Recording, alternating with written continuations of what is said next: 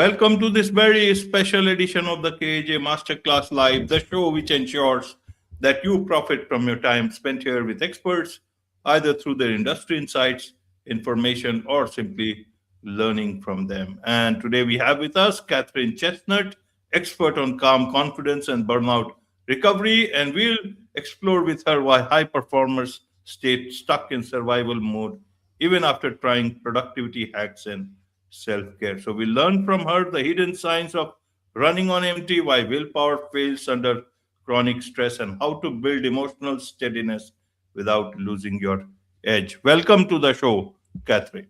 Thank you for having me, AJ.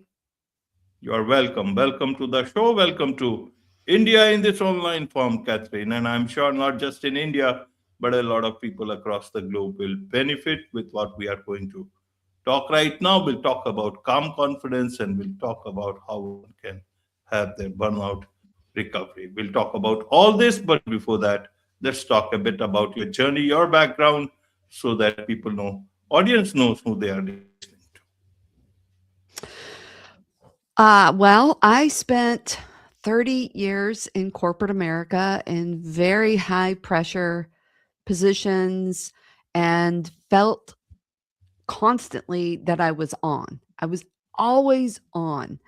And it didn't matter where I was because I'm at work, I'm on, I'm having to perform, and I go home and I'm having to take care of my family and perform.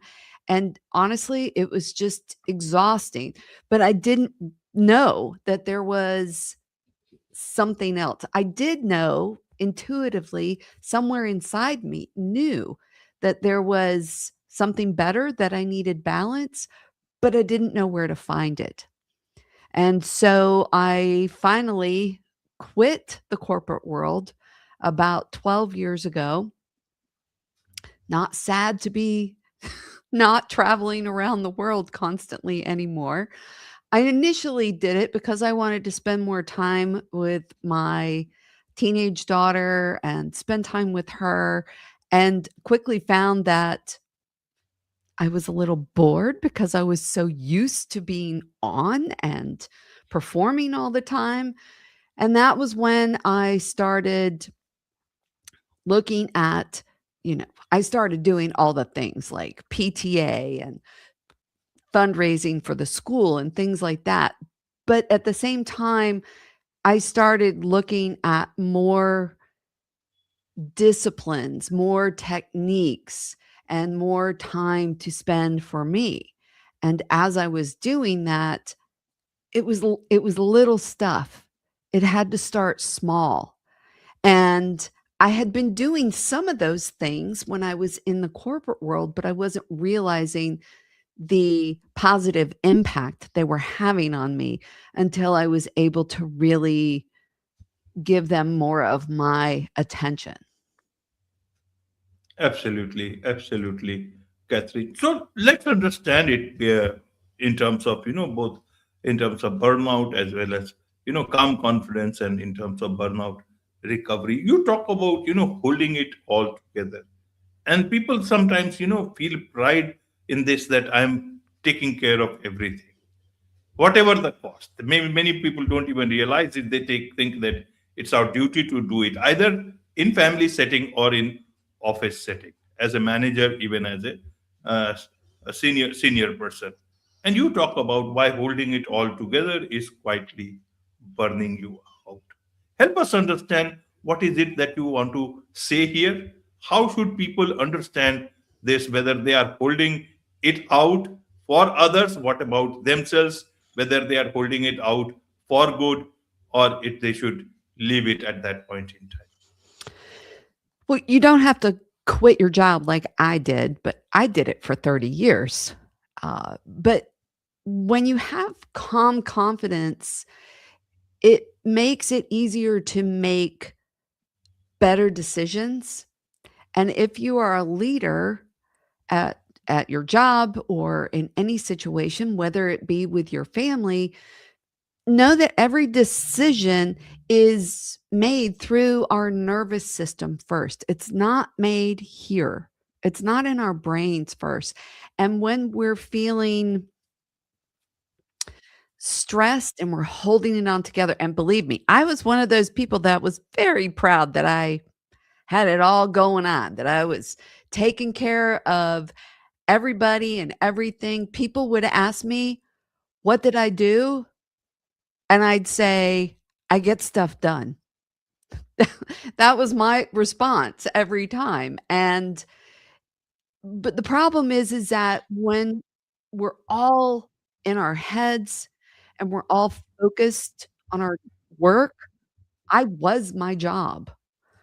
We tend to be more reactive and we tend to be more about short-term thinking, and conflict can be created unnecessarily. So when we regulate ourselves, we can think more calmly, we can put more better perspective, especially when we're under pressure.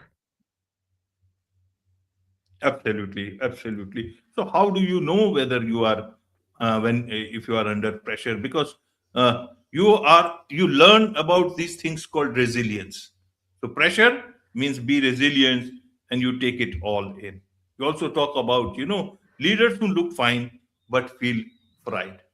How do I know whether I am being resilient or I am fried, but I am not aware of it? Help us understand from that point, or as an individual, also, as a leader, also, as a family person, also.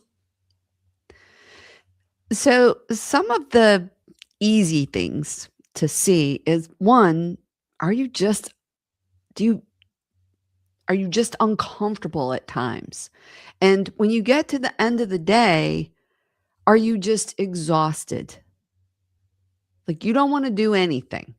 Like, yes, I have to come home, I have to cook dinner, or before I would go on trips for, the week, which I would do, I would cook meals for for my family for the entire week on Sunday. I was constantly doing, doing, doing. And people would say things like, "Well, you're a human being, not a human doing." And I remember the first time I heard that, it was like, "Oh, wow, that's really interesting to think about." But the other thing is that your body's gonna tell you in small ways, and listening is the key. And when we're not listening, it's hard to hear those messages. It can be exhaustion, it can be tension, it can be getting upset about something that really didn't need you to get upset about, just blowing things way out of proportion, and taking the time to breathe. That's the other thing, is our breath tends to get very shallow when we're, burning out or we're just doing too much, because our bodies are looking for safety always. And our breath, making our breath small, making ourselves kind of small, is a instinctive reaction that our body does to keep us safe. And it's just a physical safety, but not an emotional and mental safety. Absolutely, absolutely. Let's look at the solutions. One of the things that you talk about is the calm confidence. Uh, People have confidence. Where do I bring this calm confidence from? Help us understand. So, being mindful isn't about doing less or slowing down your calendar, because that's not going to happen, is it? It's about slowing down your reaction. Even 30 seconds of intentional breathing before a hard conversation can change the tone, the presence, the outcome. And that is a really practical ROI. And how many times have you gotten an email and it set you off, and you're sitting at your desk and you're like, "Wah, wah, wah," you're cursing at the email, right? At the person. How many times have you stopped and said, I need to come back to this. I don't need to answer right now because I'm going to come from a place of anger, frustration, annoyance, defense, and just that pause, right? Sometimes you don't have the liberty of taking a pause, but even just 30 seconds of taking a breath, and you can be saying, just give me a moment. I'm considering this, and just breathe. And it can change everything about how your communication improves. Absolutely, Catherine. So when you say that calm confidence is a trainable skill, is it that what you mean, or does it require more than this? I would say calm confidence is a consistent practice that you're if you're doing it because you want to improve your communication or to be a better leader or to get something, that's not the way to go about it. It's you want to do it because you're taking care of yourself. And by doing that, you can hear better, you can speak more clearly, and you don't personalize every little thing. When you're calm, you're less defensive and more curious and more willing to hear what somebody else is trying to tell you. And that by itself can de escalate meetings and build trust faster than anything else. Absolutely. So in your case, you moved out of the corporate. Everyone doesn't have that, luxury in today's time to move out of things that has a lot of stress. They have to be there, and maybe they even like to be there. It's just that stress nobody likes. But perhaps they are aware of it or not aware of it. What is your best advice here for such people? Well, so first off, we don't have to blow everything up. And I chose after much consideration to leave that environment, although I did go and start a new business 2 years later, which I still have. And so the stress, which and stress can be a good thing when it is in moderation. Breath work and mindfulness helped me really notice where I was coming from pressure instead of being in alignment, which is why I left the position that I was in. I loved what I did. I really did love what I was doing. I didn't love how I had to do it in that place anymore. I was fortunate in that I had the ability to walk away. And I chose not to go back into that industry and did something completely different. But I came from a place of alignment. And that gave me the ability to feel good about that decision. And that's the piece right there. If you are in alignment with what you're doing, you may like it just like I did, but I wasn't in alignment anymore with where I wanted to go and move forward. And just like I started another business a couple years later, which I've had for over 10 years, I still do that. But I also realized that I wanted to help people, which is why I wrote my first book, and I have a few now. And I became a meditation teacher because one, I can't seem to sit still ever, but two, I really knew that I wanted to reach out and help people that came from that same high performance environment and know that you don't have to leave to make it work for you. Absolutely. Now, in terms of mindfulness, people work and always think, how do I bring those things into my business settings? It will look, I will feel out of place. What is your best advice here for such people who want to get it into their business settings?